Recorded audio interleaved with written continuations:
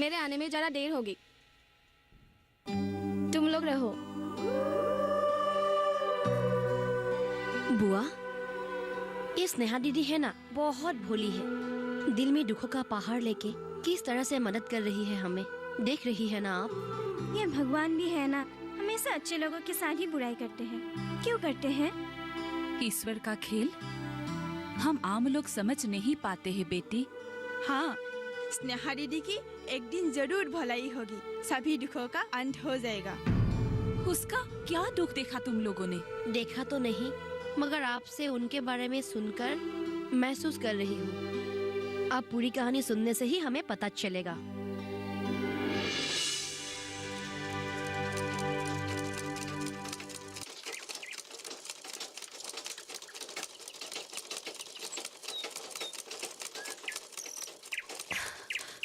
ओ बुआ, उसके बाद क्या हुआ उस खूबसूरत संसार का?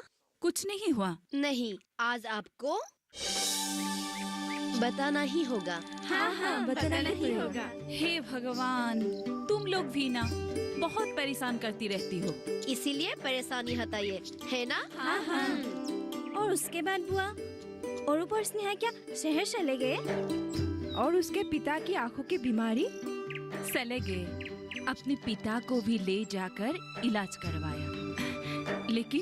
लेकिन स्नेहा बदली नहीं। भैया भी उसे बहू से ज्यादा अपनी बेटी मानते थे। अरूप भी दिन ब दिन ज्यादा बिजी रहने लगा। वो कभी कभी फुर्सत निकालकर स्नेहा को गांव के घर में छोड़ जाता था हमारे साथ रहने के लिए। स्नेहा भी गांव का घर पाकर शहर जाना नहीं चाहती थी। कभी कभी महीना गुजर जाता था। हे भगवान, वो जो गांव में रहती थी तो भैया को तो बहुत खुशी मिलती थी। दोनों कहां कहां नहीं घूमते रहते थे। आज जिस रास्ते से हम गुजर रहे थे, नदी किनारे, वहीं मेरा सॉमिल था। उसके बाद सरकार ने पेड़ काटने पर रोक लगा दिया और मेरे सॉमिल की कमाई कम होता गया। सरकार का और कुछ काम नहीं था क्या? सरकार ने अच्छा ही किया, नहीं तो शायद इतने दिनों में ये पेड़ पौधे गायब होकर ये जगह रेगिस्तान बन जाता। ये भी सही है। आजकल के लोग भी ना। फिर मैंने सॉमिल को बंद करके एक राइस मिल खोला। अच्छा ही किया। हाँ, एक नया कारोबार शुरू किया। दिन भी अच्छे तरह बीत रहे थे, लेकिन अचानक एक दिन बीमारी के कारण अरूप की माँ हम सबको छोड़कर चल बसी। तब अरूप बहुत छोटा था। मैं एकदम अकेला हो गया। पिताजी, आपको दुखी होने की कोई जरूरत नहीं है। हम लोग हैं ना, मैं हूँ, बुआ है और अरूप भी तो है। देखिए हम लोग कितने खुश हैं। तुमने एकदम बिल्कुल सही बात बोला। हम सब बहुत खुश हैं। अच्छा, आज अरूप आने वाला था ना? हाँ। क्या? मैं तो भूल ही गई थी। ठीक है पिताजी, मैं उनके खाने के लिए कुछ बनाती हूँ।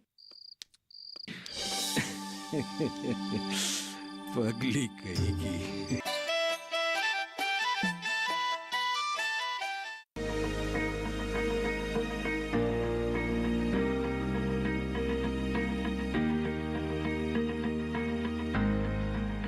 घर के बगिया में छिपा है सेहत का खजाना। टेरेस गार्डनिंग से बनेगा घर ब्यूटीफुल और हेल्दी। क्यों ना गार्डन में उगाएं अपने फल फूल और सब्जियां, जिससे सेहत भी बने और छत की बगिया भी खिली खिली रहे। देखिए छत पर बागवानी, शनिवार सुबह 9 बजे सिर्फ दूरदर्शन किसान पर।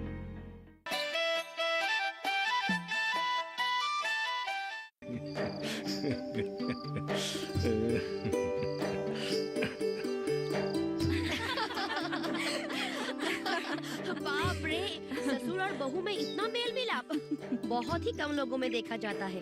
बड़ी किस्मत वाली है स्नेहा दीदी। किस्मत? हाँ, किस्मत ही है। सब कुछ किस्मत का ही लिखा है। लेकिन स्नेहा दीदी फिर शहर नहीं गई क्या अरूप के पास? ढेर क्यों नहीं जाएगी, वो गई, पर ज्यादा दिन नहीं रह पाई। उधर अरूप भी ज्यादातर वक्त अस्पताल के कामों में बिजी रहता था, इसलिए वो स्नेहा को गांव छोड़ जाता था। उसकी आने से भैया को भी खुशी मिलती थी, मुझे भी एक साथी मिल जाती थी। लेकिन लेकिन क्या बुआ? कभी कभी वो अपने आप को अकेली महसूस करने लगी थी। क्या बात है भैया? बहू अपने आप को अकेला महसूस कर रही है। तेरी मेरी उम्र भी हो चुकी है और घर में इधर उधर कुछ करने के लिए किसी एक की भी जरूरत है। वो जो मेरा दोस्त किसी गांव की एक लड़की के बारे में कहा था, अगर उसे बुलाया जाए तो कैसा रहेगा? वो भी स्नेहा की उम्र की ही होगी और रूप न आने तक उसकी मन भी बहलता रहेगी। बात तो बुरी नहीं है, मेरे ख्याल से ये अच्छा ही होगा। हाँ, मैं आज ही दोस्त के घर जाता हूँ और उससे मिलकर आज ही बात करता हूँ। क्या नाम है तुम्हारा? रूमी दास। स्कूल गई थी? क्लास 6 तक गई थी। उसके बाद क्यों छोड़ दिया? पिताजी नहीं पढ़ा पाए। इधर माँ भी बीमार थी। हम 3 बहनें और एक छोटा भाई। घर में मैं ही बड़ी हूँ। घर की देख रेख की जिम्मेदारी मुझ पर ही है।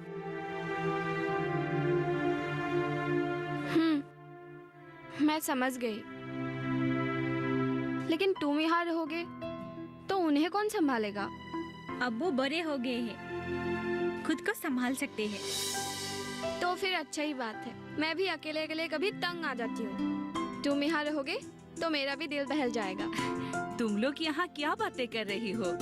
रूमी, आओ, मैं तुम्हें पूरा घर दिखाती हूँ, आओ।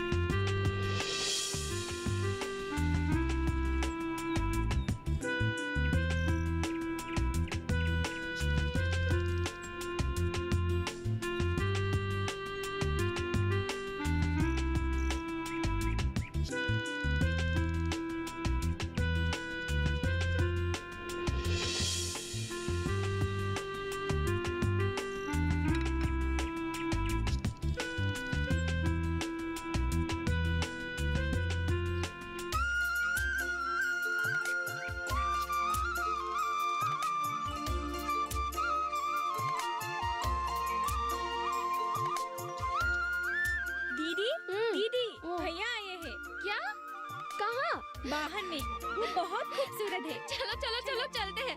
आओ। बुआ, बुआ, जल्दी आइए बुआ। बुआ। क्या हुआ?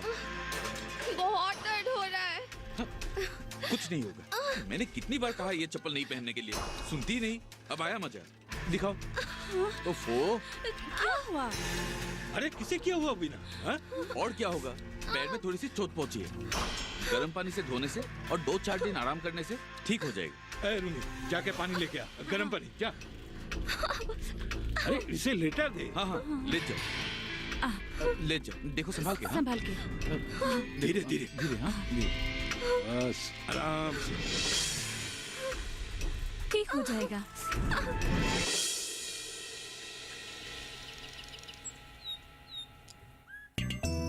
संभल के।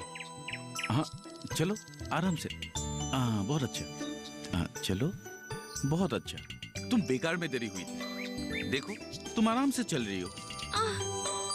थोड़ा सा दर्द अभी भी है। धीरे धीरे वो भी ठीक हो जाएगा। हाँ, चलो। बहुत अच्छा, चलो आओ। भैया, हाँ? आपको जलपान दे दिया है, जाकर खा लीजिए। दीदी को मैं संभालती हूँ। दीदी आइए। धीरे। अब आप ठीक है ना? हाँ, थोड़ा बहुत अभी ठीक है।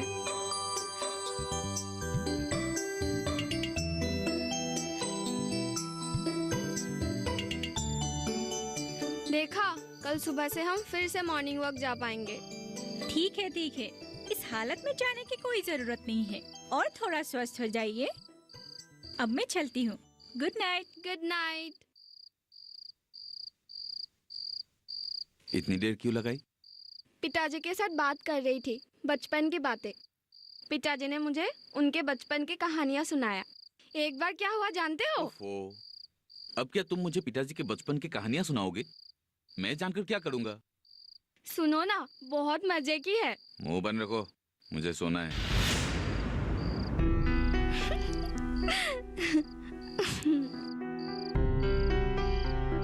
तो फिर मुझे क्या कहना है? कहो। तुम मुझसे प्यार करती हो? कर ही तो रही हूँ। ऐसे नहीं, तो फिर कैसे? जैसे दिल चाहे।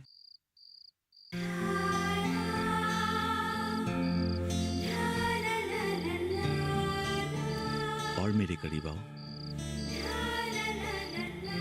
तुम कुछ कहो ना। नहीं, तुम्हें कहने की जरूरत नहीं। क्या कहूँ? कुछ सोच नहीं पा रही हूँ। थोड़ी देर पहले तो तुम मुझे चुप रहने को कहा था।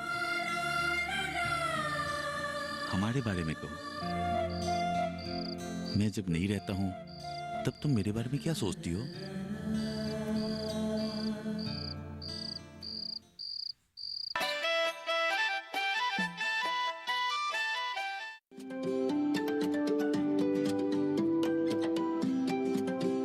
जब बात अच्छी सेहत की हो, किसी तरीके की लापरवाही नहीं करो, किसी तरीके का समझौता ना करो।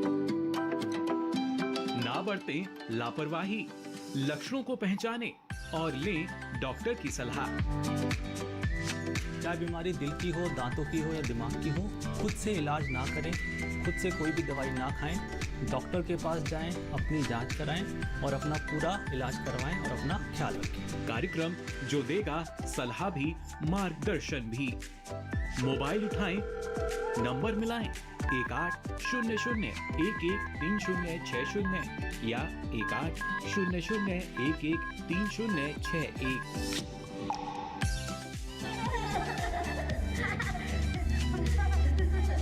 आपके अपने फोन इन कार्यक्रम स्वस्थ किसान में हर शनिवार शाम 6 से 7 बजे सिर्फ डीडी किसान पर।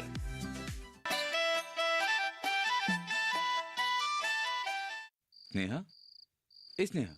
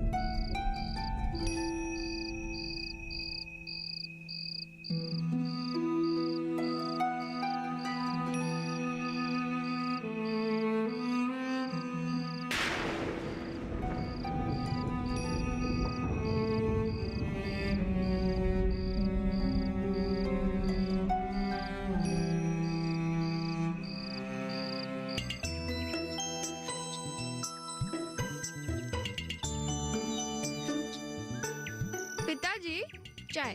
हाँ। रूप उठा कि नहीं? नहीं पिताजी, वो सो रहे हैं। ठीक है, उसे सोने दो। वहाँ अस्पताल, मरीज, दवाइयों के बीच रहता है।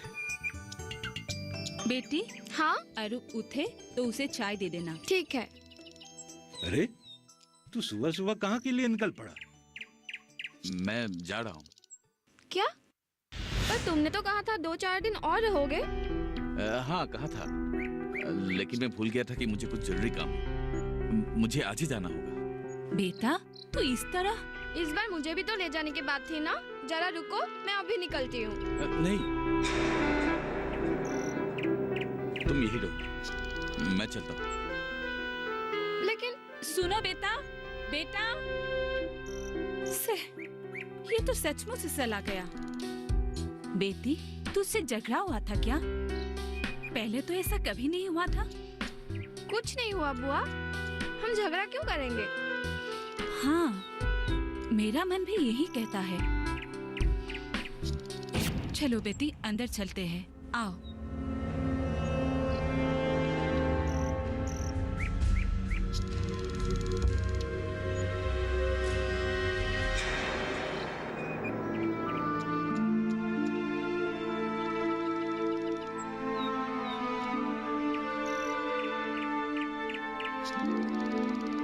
अच्छा बुआ, अरूप क्यों उस तरह चला गया?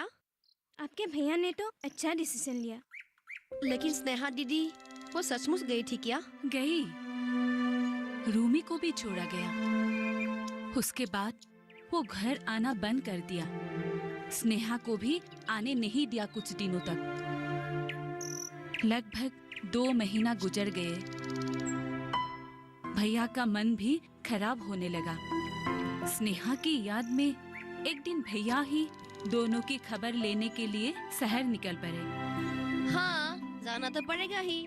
बहुत अच्छा किया उन्होंने। लेकिन भैया जा नहीं पाए। जाने के लिए निकल ही रहे थे, अचानक घर के बाहर लोगों की शोर और घर पर गिरी पत्थरों ने सब पलट डाली।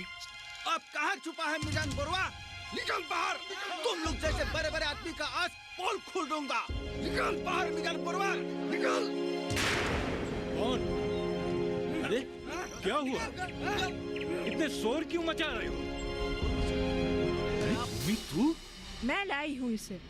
मैं। आप लोगों ने क्यों उसकी सर्वनाश किया? क्यों सर्वनाश किया? बोलिए। क्यों सर्वनाश किया? क्यों सत्यानाश किया? क्यों चुप है? क्यों? इसका न्याय होना चाहिए। गरीबों को और कितने दिन शोषण करेंगे आप लोग? आप लोग धीरज रखिए, शोर मत मचाइए। आइए, आइए अंदर आइए। क्यों जाएंगे अंदर? जिसने इसके सर्वनाश किया उसे बाहर निकालिए। हाँ, निकाल दीजिए अभी निकालिए। रुकिए रुकिए रुकिए, शांत हो जाइए, न्याय मिलेगा। आप लोग फिक्र मत कीजिए। दोस्त, ये सब क्या हो गया है? देखो दोस्त, मैं तुम्हारा दिल की बात समझता हूँ, लेकिन इस हादसे में मैं समाज की तरफ हूँ। मुझे बुरा मत मानना। देखिए, आप लोग उतावली मत बनिए। हम मुखिया जी से बात करेंगे। मुखिया ने किसी के जरिए अरूप और स्नेहा को गांव बुलवाया। पहले उसे असली बात की पता नहीं चली थी। बाद में सब कुछ साफ साफ हो गया। अरूप के उस पल की बड़ी गलती से सब कुछ बिगड़ गया।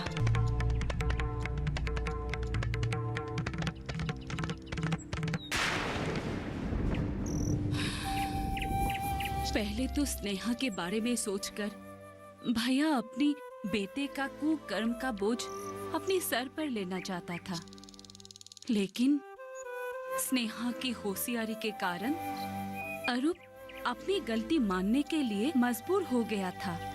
उसके बाद स्नेहा दीदी का क्या हुआ? स्नेहा कानून का सहारा लेकर अरूप को विवाह बंधन से मुक्त कर दिया ताकि वो रूमी को अपना बना सके। अरूप अपने घर के साथ साथ गांव वालों के सामने में भी बहुत चौथा पड़ गया था। अरूप को भैया ने अपनी दौलत से बेदखल कर दिया और उससे नाता तोड़ दिया। लेकिन स्नेहा हमारे बीच में रह गई, घर की बेटी बनकर। इस हादसे के बाद भैया भी दिमागी तौर से टूट गए। अपनी सारी दौलत स्नेहा के नाम पर उइल करके एक दिन अचानक घर से गायब हो गई। उसके बाद और क्या? स्नेहा ने अपनी जायदाद इस आश्रम के नाम कर दिया ताकि तुम जैसों की तरह कई जिंदगियों की भलाई हो। असलियत में ये स्नेहा की एक संग्राम है। अरूप जैसे लोग जो अपने आप को काबू नहीं कर पाते हैं, उन जैसों के विरुद्ध ये एक मौन प्रतिवाद है।